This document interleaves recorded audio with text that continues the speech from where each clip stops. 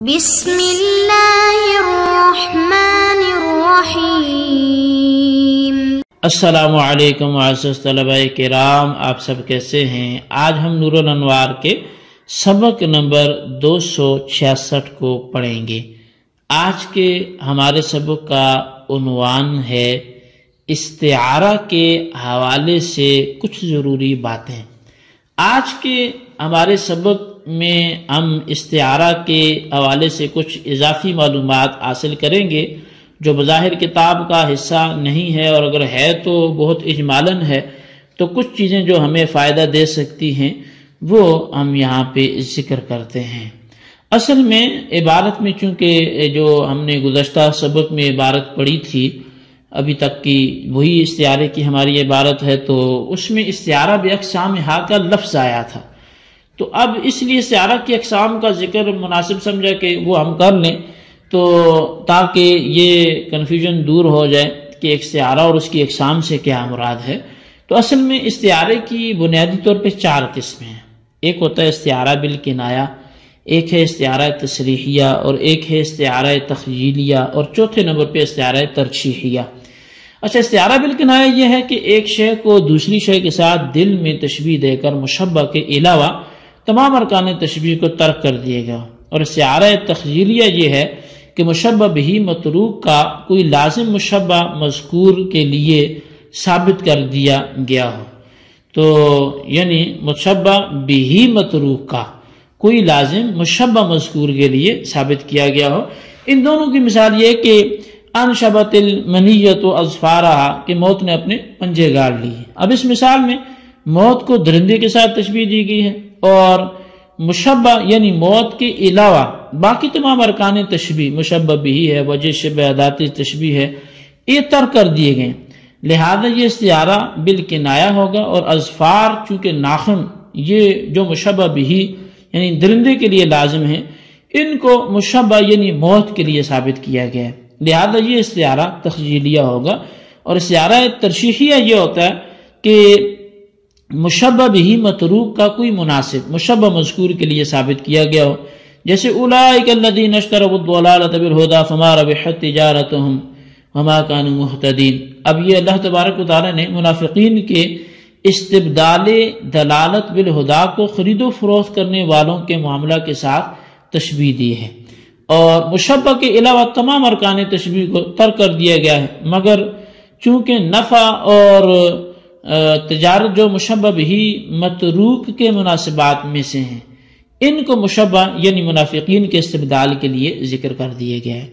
اچھا، استعارہ تصریحیہ یہ ہے کہ مشبہ بھی کا ذکر کیا جائے اور مشبہ مراد لیا جائے، جیسے رأیت اسدا یرمی، میں نے شیر کو تیر اندازی کرتے ہوئے دیکھا۔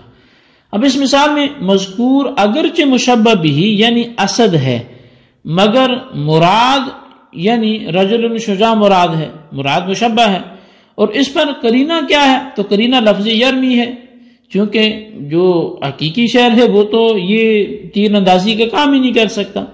تو مجاز مرسل کے جن 25 علاقوں کا ذکر کیا گیا ان کی تفصیل اس طرح ہے۔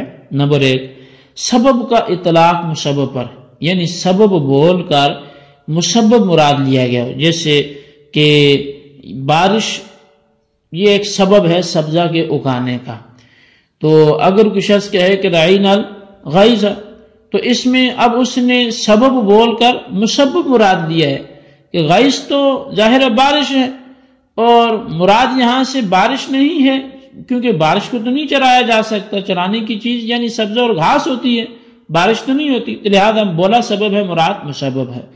اچھا، اسی طرح مسبب کا اطلاق سبب پر یہ دوسری قسم آئے گی، چونکہ ہم مجاز مرسل کے 25 علاقوں کی تفصیل کو سمجھنے کی کوشش کر رہے ہیں۔ تو دوسرا علاقہ کیا ہے؟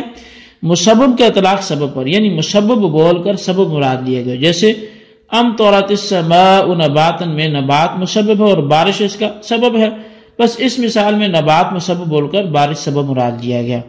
اور اسی طرح جیسے انی اعصر خمرا میں خمر سبب ہے مسبب ہے اور انگور اس کا سبب ہے، بس آیت میں خمر سے انگور مراد دیے گئے، کیونکہ انگور نچوڑے جاتے ہیں نہ کہ خمر کو تو نہیں نچوڑا جا سکتا، تو کل ایک تیسری چیز جو ہے ان علاقوں میں سے وہ کل کا اطلاق جز پر، یعنی کل بول کر جز مراد لیا گیا، جیسے آیت ہے یجعلون اصابعہم فی آذانہم، تو اب یہاں جو ہے اصابع یہ کل بول کر انامل یعنی ان کے پورے انگلیوں کے جز مراد لیے گئے ہیں۔ اچھا چوتھی چیز جو ہے وہ ہے جز کا اطلاق کل پر، یعنی جز بول کر کل مراد لیے گئے، جیسے فتحریر رقبہ میں رقبہ یعنی گردن جو غلام کا ایک جز ہے اس کو بول کر مراد پورا غلام لیا گیا ہوتا ہے۔ اچھا 5ویں نمبر پہ ہے مقید کا اطلاق مطلق پر، یعنی مقید بول کر مطلق مراد لیے گئے، جیسے کہ مشفر جو اونٹ کے ہونٹ کے ساتھ مقید اور مخصوص ہیں، اس سے مطلق ہونٹ مراد لیا گیا ہو، خواہ وہ کسی کا بھی ہونٹ ہو، اونٹ کو ہو یا غیر اونٹ کو ہو۔ اچھا 6 نمبر پہ آتے ہیں مطلق کا اطلاق مقید پر، یعنی مطلق بول کر مقید مراد لیا گیا، جیسے مطلق یوم سے یوم قیامت کا ارادہ کیا گیا ہو۔ اچھا اسی طرح 7ویں نمبر پہ مضاف کو حذف کرنے کی صورت میں مضاف الیہ کو اس کی جگہ رکھ دینا، جیسے واسأل القریۃ یعنی واسأل اہل القریۃ، یہ اس کی مثال بن جائے گی۔ اور 8ویں نمبر پر کسی چیز کو ما یا اولو کے اعتبار سے موسوم کر دینا، یعنی جو چیز آئندہ زمانے میں وقوع پذیر ہوگی زمانہ حال ہی میں اس کے ساتھ موسوم کر دیا جائے، جیسے سال اول میں داخل شدہ طالب علم کو ما یا اولو کے اعتبار سے اگر کوئی مولانا صاحب کہے تو اب یہ کہہ دیا جاتا ہے، تو یہ اسی کی مثال ہوگی۔ یا حج کی درخواست منظور ہوتی ہے کسی کو حاجی صاحب کہا جانے لگے۔ اچھا نمبر 9 جو ہے وہ کسی کو ماکانہ کے اعتبار سے موسوم کر دینا، جیسے وہ آت الیتام اموالہم میں بالغ ہونے کے بعد بھی بے باپ بچوں کو یتامہ کہا گیا، کیونکہ مال یتامہ ان کے بالغ ہونے کے بعد ان کے سپرد کیا جاتا ہے، بالغ ہونے سے پہلے سپرد نہیں کیا جاتا، حالانکہ وہ بالغ ہونے سے پہلے یتیم تھے، بالغ ہونے کے بعد تو یتیم نہیں رہے، لیکن بالغ ہونے کے بعد بھی ماکانہ کے اعتبار سے ماضی کے اعتبار سے ان کو یتیم کہا گیا۔ اچھا 10ویں نمبر پر جو ہے محل کا اطلاق حال پر، یعنی محل بول کر حال مراد لیا گیا، جیسے فلیدعو نادیہ میں نادیہ مجلس یعنی محل بول کر حال یعنی اہل مجلس کا ارادہ کیا گیا ہے، یا جیسے گلاس بول کر پانی مراد لیا جائے۔ اچھا نمبر 11 جو ہے وہ ہے حال کا اطلاق محل پر، یعنی حال بول کر محل مراد لیا گیا، جیسے وَأَمَّا الَّذِينَ ابْيَضَّتْ وُجُوهُمْ فَفِي رَحْمَةِ اللَّهِ، تو یہاں جو ففی رحمت اللہ میں رحمت سے جنت مراد ہے، کیونکہ جنت رحمت خداوندی کا محل ہے۔ اسی طرح شے کے اعلیٰ کا اطلاق شے پر، یعنی اعلیٰ شے بول کر اعلیٰ مراد لیا جائے، تو یہ بھی ان علاقوں میں سے ایک ہے۔ اسی طرح 13 نمبر پر ہے احد الضدین کا اطلاق دوسرے پر، یعنی دو ضد والی چیزوں کا ایک اطلاق دوسرے پر، جیسے جو بینا شخص ہے اس کے لیے لفظ عام استعمال کر دینا، یا جو عام ہے اس کے لیے جو لفظ بصیر بینا کے لیے جو بولا جاتا ہے وہ استعمال کر دینا۔ اچھا نمبر 14 ہوگا زیادت، جیسے لیس کمثلہ شیء میں کاف کا زیادہ ہونا، یہ بھی مجاز مرسل کا ایک علاقہ ہے۔ اور 15 نمبر ہے نکرہ کا اطلاق کلام مثبت میں عموم کے لیے، جیسے علمت نفس سے مراد کیا ہے؟ علمت کل نفس۔ اور 16 نمبر میں مجاورت ہوتی ہے، یعنی مجاورت کی وجہ سے ایک شے کا دوسری شے پر اطلاق کر دیا جاتا ہے، جیسے جرل میزاب میں میزاب جو پرنالہ ہے تو اس کا لفظ پانی کے لیے استعمال کیا گیا، تو یہ مجاورت کی وجہ سے۔ اور 17 نمبر پہ احد البدلین کا اطلاق دوسرے پر، جیسے فلان اکل الدم میں دم سے مراد دیت ہے، پس اس مثال میں دم کا لفظ دیت کے لیے استعمال کیا گیا، حالانکہ دیت دم کا بدل ہوتی ہے، تو احد البدلین کے اطلاق دوسرے پہ۔ اور نمبر 18 جو ہے وہ شے معرف کا اطلاق واحد منکر پر، جیسے وَلَقَدْ أَمُرُ عَلَى اللَّئِيمِ يَسُبُّنِي، میں ایسے کمینے آدمی کے پاس سے گزرتا ہوں جو مجھے گالیاں دیتا ہے۔ اب اس میں اللئیم معرف ہے، مگر یہاں ایک غیر معین کمینے آدمی مراد ہے۔ اچھا 19 نمبر ہے حذف، یعنی کسی بھی چیز کو حذف کر دینا مجاز مرسل ہے، جیسے انما الاعمال بالنیات میں لفظ ثواب محذوف اور تقدیری عبارت ہے، اس طرح ہے انما ثواب الاعمال بالنیات۔ اور نمبر 20 ہے حذف مضاف الیہ، جیسے وعلم آدم الاسماء میں اسماء کے مضاف الیہ محذوف ہے، اور الاسماء کا الف لام مضاف الیہ کے عوض میں ہے، تقدیری عبارت میں ہے وعلم آدم اسماء المسمیات۔ تو یہ ہمارے کتنی تعداد ہوگی؟ 20 ہوگی۔ تو 21 نمبر جو ہے اس کا وہ ملزوم کا اطلاق لازم پر، یعنی ملزوم بول کر لازم کو مراد دیا گیا۔ اسی طرح 22 نمبر ہے لازم کا اطلاق ملزوم پر، بولا لازم تھا یعنی لازم بول کر ملزوم مراد دیا گیا، جیسے عورتوں سے جدا رہنے کے لیے ازار کا باندھنا لازم ہے، تو اب اگر کوئی یہ کہے کہ میں نے اپنا ازار باندھ لیا تو اس سے مراد یہ ہے کہ میں عورتوں سے الگ تھلگ ہو گیا ہوں. اس مثال میں لازم یعنی ازار کا باندھنا بول کر ملزوم یعنی عورتوں سے جدا رہنا مراد لیا گیا. اسی طرح 23 نمبر ہے خاص کا اطلاق عام پر، یعنی خاص بول کر عام مراد لیے گئے، جیسے خذ من اموالہم صدقہ میں خاص خطاب تو نبی علیہ السلام کو، لیکن مراد ہر وہ حاکم وقت ہے جس کو حکم ہے کہ زکوٰۃ وصول کرے. اسی طرح نمبر 24 ہے عام کا اطلاق خاص پر، عام بول کر خاص مراد لیے گئے، جیسے کسی ایک آدمی کو اس کی غلطی پر تنبیہ کرنے کے